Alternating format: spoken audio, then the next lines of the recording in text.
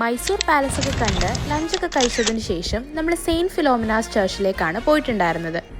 അങ്ങനെ പള്ളിയിൽ കയറി പ്രാർത്ഥിച്ചൊക്കെ കഴിഞ്ഞ് നമ്മൾ ശ്രീ ചാമുണ്ടേശ്വരിയുടെ അമ്പലത്തിലാണ് എത്തിയിട്ടുണ്ടായിരുന്നത്.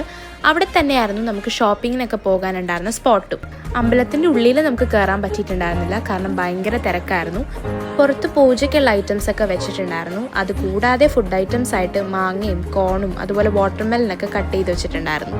ഇവിടെയൊക്കെ ഒരേ സാധനം തന്നെ പല സ്റ്റോളുകളിൽ പല റേറ്റിനാണ് കേട്ടോ കൊടുത്തിരുന്നത്. നമുക്ക് പിന്നെ ആവശ്യത്തിലേറെ ഷോപ്പിങ്ങിന് ടൈം ഉണ്ടായിരുന്ന കൊണ്ട് ഓരോ സ്റ്റോളിലും സാവധാനം കയറി റേറ്റൊക്കെ ചോദിച്ചാണ് നമ്മൾ മേടിച്ചിട്ടുണ്ടായിരുന്നത്. അങ്ങനെ ഞാൻ മേടിച്ചൊരു സോഫ്റ്റ് ടോയ് ആണ് കേട്ടോ ഇത്. അങ്ങനെ മൈസൂരിലെ ഷോപ്പിംഗ് നമ്മളൊരു 5 മണിയോടെ തീർത്തതിന് ശേഷം ബസ്സിൽ കയറി. ട്രിപ്പ് അവസാനിക്കാറായതുകൊണ്ട് തന്നെ നമ്മളെല്ലാവരും ഭയങ്കര ഡാൻസായിരുന്നു. നമ്മുടെ മൈസൂർ ഡേയ്സിൻ്റെ ഫൈനൽ പാർട്ടായിരുന്നു ഇത്.